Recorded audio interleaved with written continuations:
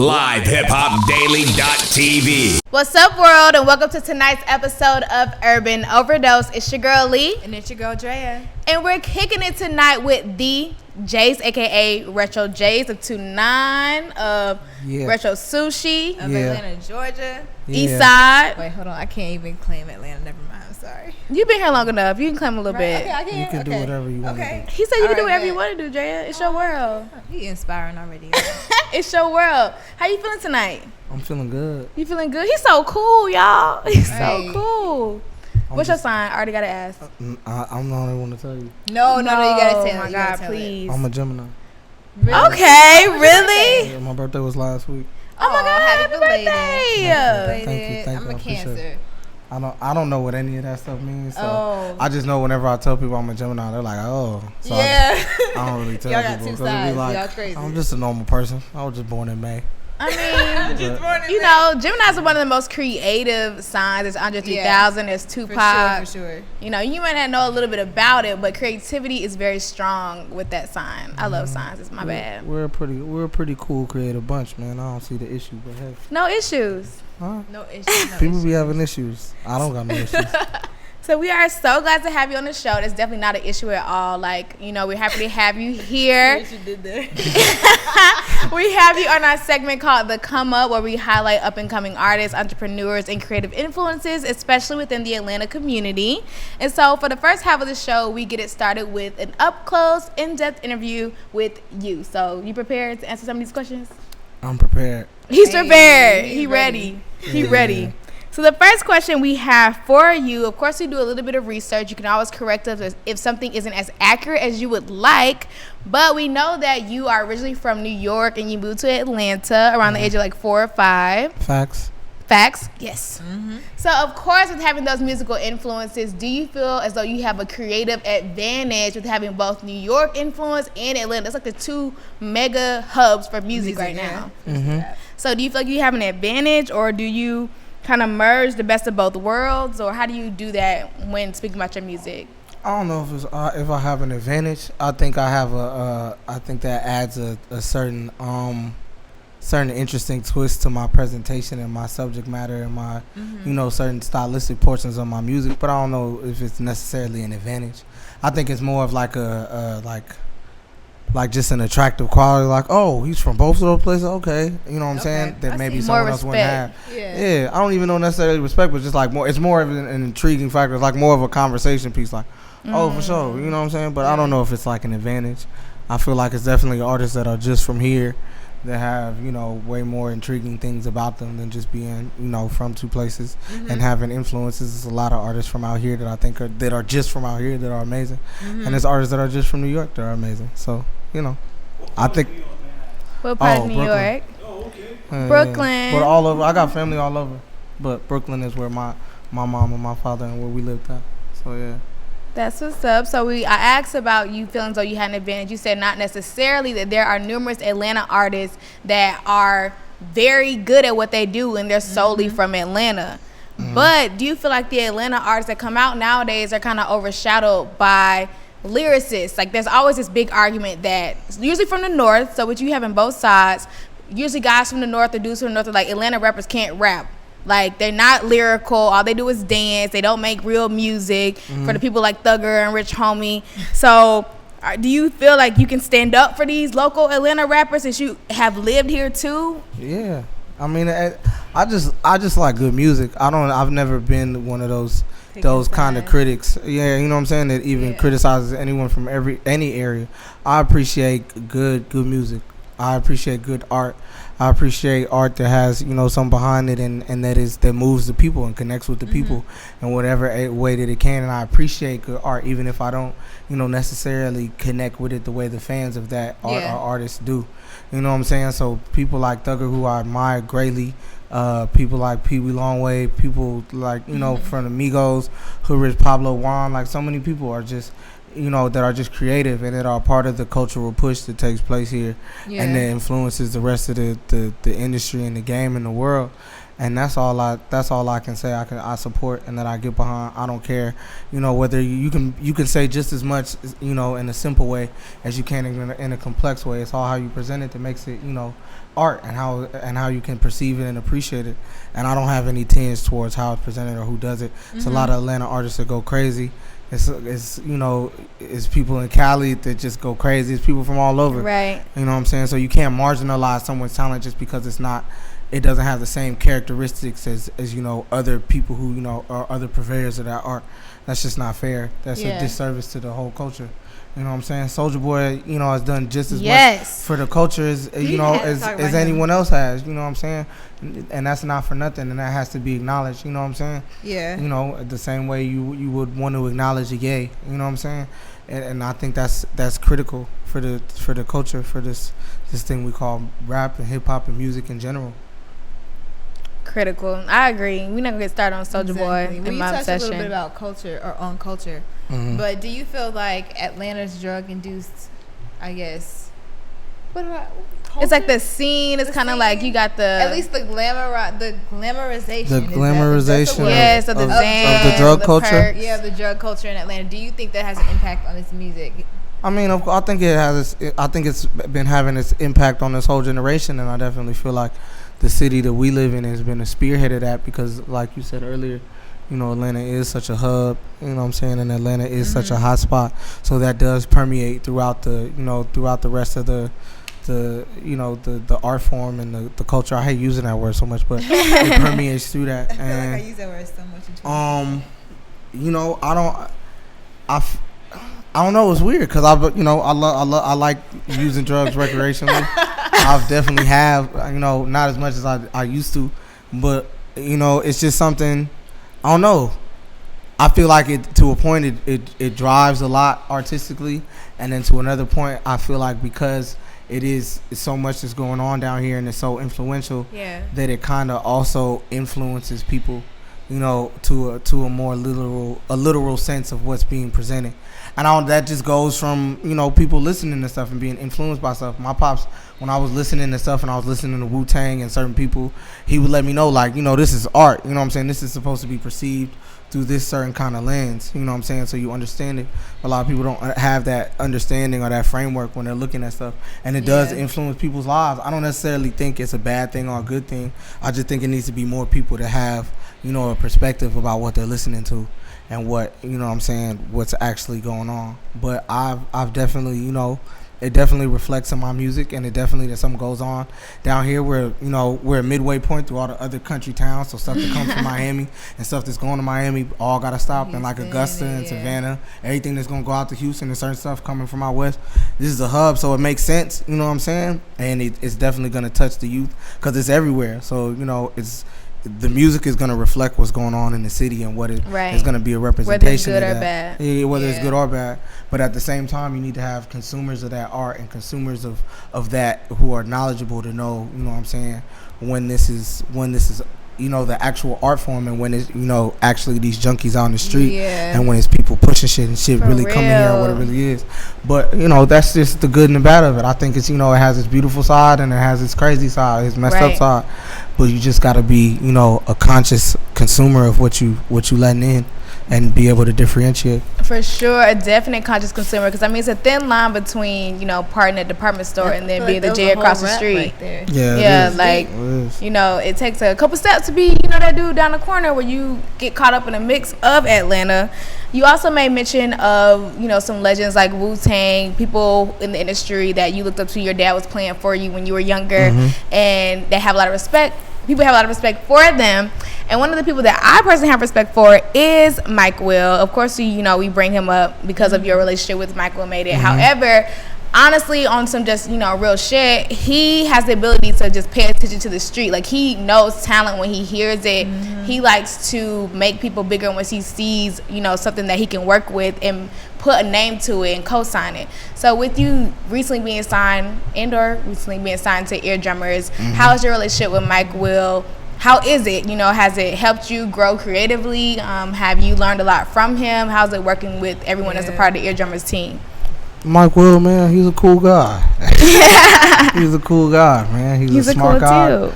He's a smart guy, and he's very creative. And it's it's a blessing to be able to work with someone that creative and also call him a friend, and also be able to just connect and the vibe on that level artistically with someone who's that talented and who has, you know, just that kind of ability and gift musically.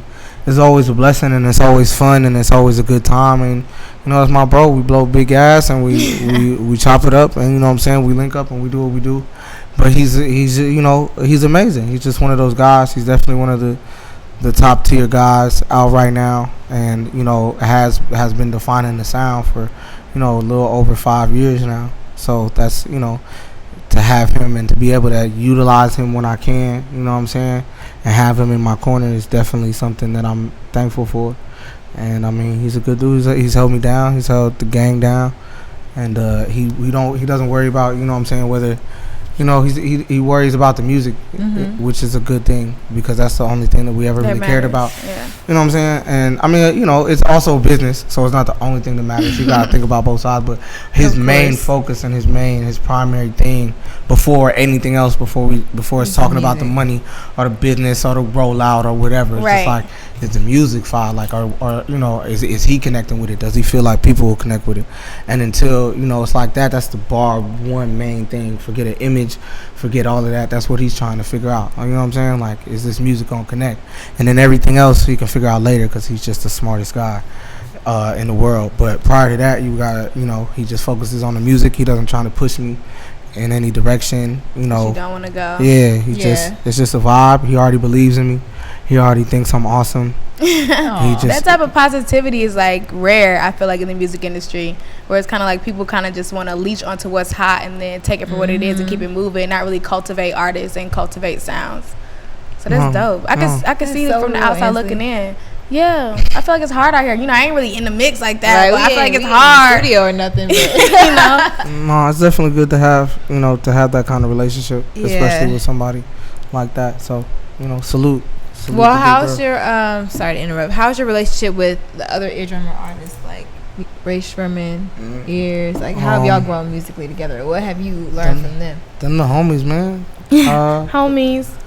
Strum Life, Ears to the Streets, man. I met Ears. Ears started coming around like maybe a little bit before we signed our group deal, and to be able to watch him grow and just being like, I remember he was coming out. I'm like, who is this kid with all this energy? Like, what's up with this guy? To see him going from that to harness that and focus that, and to be able to do what he's done, and you know, in a little amount of time so far, and then, you know, to be able to kind of project and be excited about where he's going to go. Our goal has been tight to see as just an artist and a friend, and we're always on good terms. That's my boy. We always just, whenever we link up, that's just whatever. And then and then, you know, Jimmy and Lee, man, they're my boys. Shout out. They're my boys. You know, it's always a good time, and I like working with them a lot. Me and Jimmy have a really good working chemistry, and then Lee is a Gemini like myself, so we just get each other. We just get each other on a personal level, and we also work really well together. And I've been with them a lot more, especially when I was going back and forth and working on my tape. I was, you know, with them, and even when they were moving and getting their new crib together, even when they moved in their first crib. So it's just been good to be able to all be young artists and start out on this imprint and start out with this other young guy on this label, and all kind of progress in our own ways and own facets, and also, you know, just be able to keep pushing. And we all work really well together, and we're all friends, which is, you know, probably the main thing, or one of the most important things that kind of drive the creativity in the music and stuff like that, is that we genuinely enjoy being around each other. And it's not like just co-workers or anything. It's just like, you know what I'm saying? Like, co-workers. It's not the 9 to 5. Because you're saying y'all and you're saying friends. Can we say that you are speaking of course, you're speaking of eardrummers, and you also, when you speak about family, you speak of 2-9. Yeah. So with 2-9, how was it just being a part of such an underground Atlanta movement? For me, I feel like I was in the age range where at a point in time it was like, oh, it's, you know, it's those crazy 2-9 dudes, like always on the street, always at the scene. Like, okay, now watching it grow and actually have focus and organization, did y'all ever see it reach the point that it is now? Because it was really a culture movement for Atlanta, like a subculture, to the point where people like Wiz acknowledged it, of course Mike Will. So did y'all ever see it getting that big? I don't know if you ever start anything and necessarily see exactly how to, you know, how to, you know, materialize. But I definitely think we all signed on because we felt the potential. You know, how it was going to come to fruition, we didn't necessarily know. there was the potential for something really monumental, even if not for on a bigger scale, at least for the city. Yeah. And that was something we all definitely wanted to be a part of. When it comes, when it crosses your path, something like that, you kind of just say like, yeah, I want to be a part of it. And it's been amazing. It's been one of the coolest things I've ever done with my life, if not the coolest. And it's definitely put me in a position to be okay and feed myself every day and be straight and smoke when I want to smoke. What I want to do. So it was so far it's been a good decision. It's paid off, and it's been even to touch on what you said, it's just been tight to know that it was kids listening to us, and even to know that we shaped and kind of set up the framework to certain things within like the indie community and the DIY community of doing music. I'm saying that certain things that we did, even when we were doing them, like we knew it kind of hadn't been done before. Just on a scale of like just young kids, especially just being in Atlanta, you kind of have to be plugged. People either gotta have to like you or you gotta have an in, and we didn't. We were just a bunch of young kids that were just trying to get out there, and just pretty much by sheer force of will, we were able to do that just by being in people's face and being out and being like, yeah, we out here for real. No, all of us. It's not a game. Yeah, it's not a game. We out here. Nope, we're still out here. You don't like us? We're loud, cool. We're still out here. We're still here. Ain't going nowhere. And just to be a part of that, it just kind of builds a level of camaraderie and brotherhood, and I feel like it shows in the music and just seeing us out and just seeing how long we've still been sticking and rocking. So it's been cool. I can't complain. I wouldn't trade it for nothing. For nothing. Aww. You over here reminiscing, y'all. For nothing. Getting real deep. Well, describe your relationship, but describe the difference between 2-9 and Retro Sushi as far as like musically what y'all put out. Well, musically, 2-9 is a more of like a amalgamation of a lot of different young. It's like a hive mind. It's just like the quintessential young guy, like every portion, every different aspect of that. So it's more like a hive mind speaking as one voice. You know what I'm saying? So you can't necessarily get as personal or go into certain subject matters, because you also have to take into account the other voices that are speaking with you. You know what I'm saying? Retro Sushi was so that's kind of 2-9, and then Retro Sushi was just when myself and Siege just started when we were younger, probably around my freshman year of college at Clark. AUC, shout out. Shout out. Find a way to make one. So that's how that went, and that's just different because Siege and I, since we grew up, I've known Siege since I was like 15. So that voice is a little different because we have a lot of similar experiences that I never shared with the other guys, and there's a lot of musical influences that at least just amongst the squad, Siege and myself kind of share more so than the other guys in the group. So it's just a different. It's just speaking through different. You know what I'm saying? Through different translators, through different different mediums. Yeah. And how different parts of the story that I can express. Or my story of our story that I can express with him, and then I can express with them. And Sushi's a lot more melodic and a lot more melancholy at times, and 2-9 is a lot more energetic and aggressive and a lot more in your face. So I mean, having multiple platforms to express yourself, it's dope in itself. 'Cause I think a lot of times people would be turned off or feel some type of way like, oh, y'all are separating yourselves from the groups. Like, y'all have such a deep understanding and allow yourselves to be creative within each other, which is so hard to find. Like, I mean, people normally get just jealousy, tension, all that type of stuff, but I don't see that looking outside in on the group.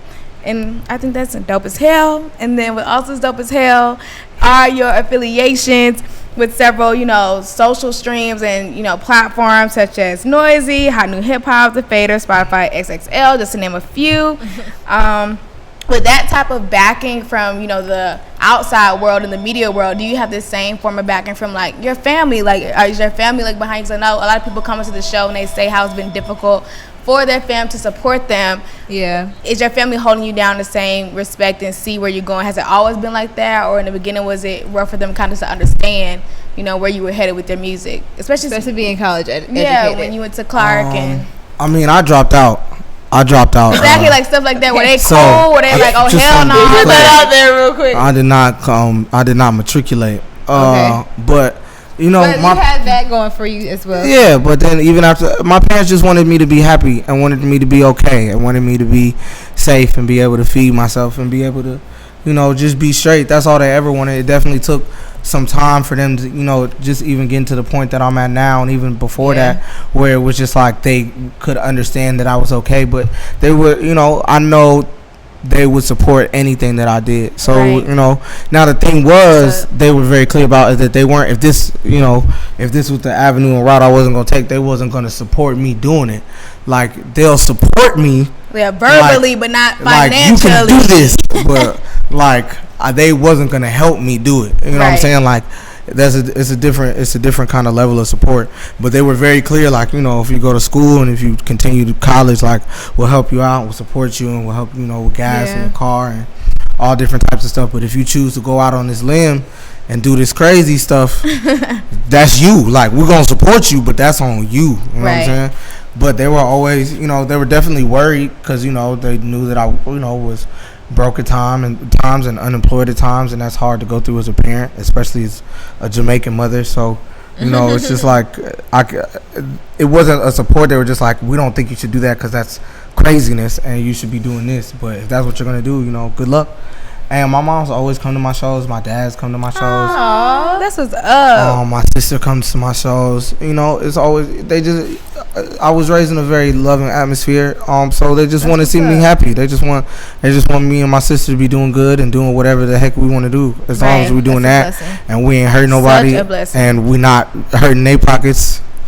Man, do it. Whatever. You doing it? All right. So that's all. Well, about Jace Tape, since that's like, you know, a big deal right now. Your latest project. For me, when I listened to it, I could definitely tell that you diversified yourself, like, pretty much on every single track. Do you feel that was just kind of natural for you to, like, that was that a natural vibe for you to go into when you're expressing your story, or did you strategically make yourself so diverse? I don't know if it's strategic. I think it's more subconscious, just because I know myself artistically, and I know that I tend to get in kind of like repetitive ruts, or do certain, and if I latch on to something, or if I like something, or if I hear something I like, that I'll latch on to it. So I like to challenge myself writing wise. I like to see what I can come up with every time. And I can definitely say, I don't know if that was my plan recording it, but definitely picking out the songs, but recording wise, as far as in my process, I always want to try and do something that I've never done before. I haven't done a lot before, or something that's not necessarily in my comfort zone, whether it's you know, cadence wise or melody wise, or, you know, tonal stuff. You know, I always try to just go, it doesn't have to be too crazy, but just go to like the next degree of it, you know, even if I've done it before. Just because that's how I keep it fun, and that's how it's more like a mental game. It's more like a mental game with myself, a challenge for myself. You gotta compete against yourself. Like, that's number one competition. Basically. So that's more so what it was. I think that when I started picking songs, I wanted to pick the songs that sounded the least alike, but felt like they went together. At least as far as like some pretty much like subject matter and cadence wise, I wanted them to sound as disparate as possible. But otherwise, it's just like how I like to write. I want to do something different every time. I want to be like, damn, that was something different. You was snapping, bro. You was snapping on the floor that time. That means that it's not just about the music, like, not the music, but it's not just about, like, you know, being in the hype. Like, you really love this shit. Like, you really, this is really like a game for you. Oh no, for sure. This is all I do. This is all I wanted to do. Y'all see the smile on his face.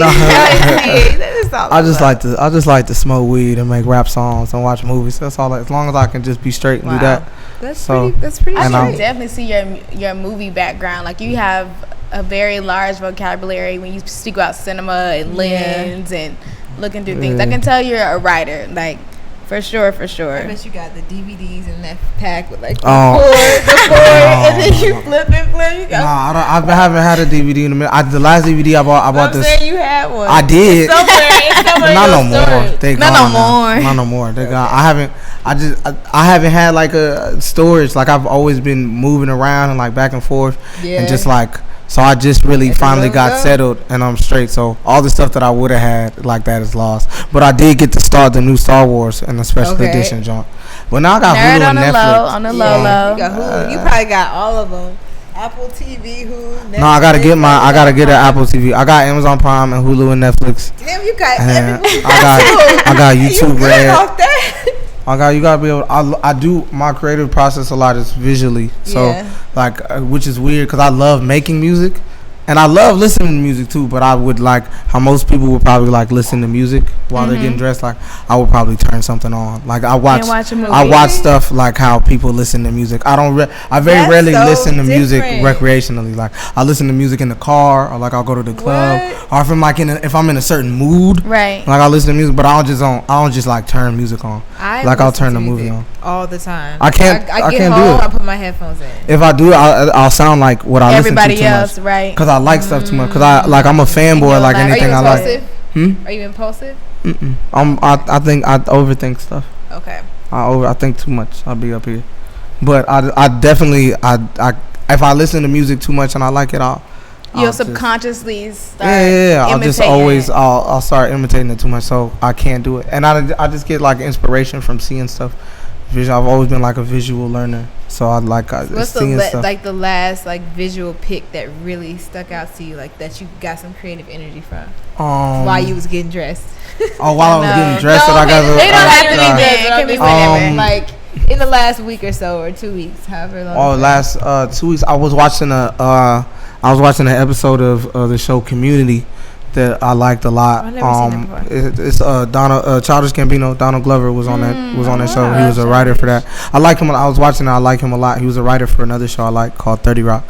But I used to watch it on and off, but I never got super into it, and I just got into it again. And I watched a really cool episode that I liked that kind of inspired me. It wasn't necessarily anything visual, but even like dialogue stuff, like script writing, I get ideas from, and just like the pace of like Oh my scripts and gosh. dialogues within a movie or a TV show. You Right. about to have So so that was many deep. projects. Like I just see I feel like you're gonna involve in so many projects because once you like things like that, if you like to write, people don't like to write no more. No. Like, and people don't know how to read scripts and develop storylines. Like that is rare and commendable. I mean, it's definitely something I want to get into. I want to do. I see it because you're passionate about it. All you need is the passion. Right. That's how it all starts. True. True. What else is true? You made mention of your mom being of Jamaican descent. You grew up on the east side of Atlanta. And so this is one of our personal questions. Were you in the phase of the Jabot jeans and the tall tees and the felines and Skate Town Club? You guys had a little teen club in Skate Town. Yeah. Was that you or nah? Yeah, some of that was me, but then some of it wasn't. What was you? One, it's weird because it's a huge Jamaican population on the east side. Like, really? so yeah, I had no idea. it's a lot of Jamaicans. A lot of my friends like that's how my parents made a lot of their friends when they moved here, because a lot of Brooklyn Jamaicans and just New York Jamaicans in general live on the east side. I have a lot of childhood friends that are just from the east side that are also from New York that I still know to this day. So but so that's why I say some of it, because there was some stuff that I latched onto and some stuff I didn't. Like I never really latched. Like my sister had Jabos, but I never really Why latched you on to throwing Jabos. it No, back because like that? Jabos was popping. Jabos is still Okay, popping. it was, but My you was parents like, knew Jabos was she popping. had 'em, but I just because that was just something I didn't latch on to. Like I still latched on. Like I still So, I had like Get the belt with the name. nah, I wanted that. Oh my God, the name belts, yes. I begged my pops for the my LED God. one, the lit up one, but I didn't get that one. But I had I liked the like a Nietzsche, and I liked Nietzsche was fresh. I liked that stuff, and like Tim's and Yeah, stuff. I okay. like that, but then I definitely like tall tees, and I definitely was in 4 for 20 tall tees, Foot Locker tees. So Yes. definitely was in those, and definitely just other stuff like Forces, and just stuff like Everybody that. have- well, I Yeah, have but I mean it was Forces. just then there's a Metro whole K-Swiss, it's cool. there's a whole culture there was a whole culture to Forces out here. There was a whole how you rock them, and that was regional. Like Forces were popular, but even regional, like how I could rock my Forces out here was not how I could rock my uptowns in New York for the summer. Like it was a whole different Right. thing. So I definitely latched on to some things, but then I was in Skate Town a few times in the Cater Family Yes. Skate, and I know I was in nothing Golden about Glide, and Girl, Skate Town was went like to Cascade, and I went Wow. to what else? Panthers Lounge. I was all on the east side. I was all at team clubs on the east side, some on the north side. That was just the thing to do.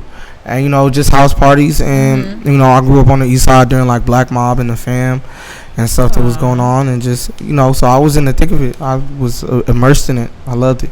But then I also didn't go to school on the east side. I went to school like on the north side and stuff. Where'd you go to school? Chambly. So. What? All the way up there from the east side. Dang. Okay, so I was in the magnet program. Brookhaven. It's kind of east side. No, Brookhaven is in the middle. Like if you keep going from Decatur, you'll hit up to Brookhaven. And yeah, but if I go down, I'll be in like Decatur. Yeah, Decatur. That's what I'm saying. Like if you were coming from the east side, you would go up like Decatur, and then you would hit like Brookhaven. So the magnet program, as well as creativity, kind of stems from like I feel like people in like when you go through high school, you don't even realize what you're being exposed to, and it shapes you for the long haul.